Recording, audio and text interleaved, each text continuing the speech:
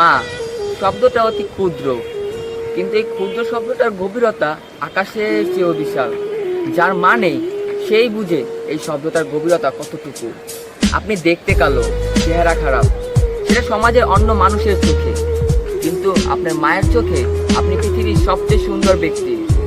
মায়েরা এমনই হয়, নিজে না খেয়ে সন্তানের জন্য রেখে দেয়।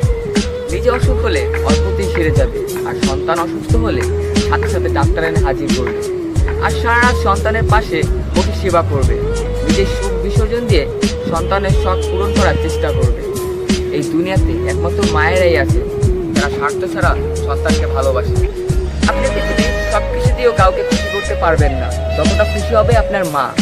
যদি বলুন ভালোবাসি মা, দেখবেন যে হাসিটা দিবে তা পুরো পৃথিবীর সমান মূল্য দিয়েও আপনি কিনতে পারবেন না।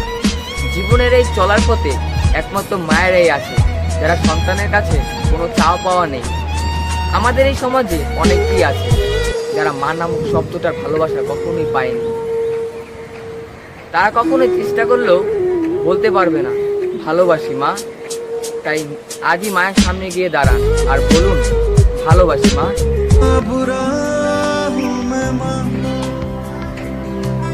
क्या इतना बुरा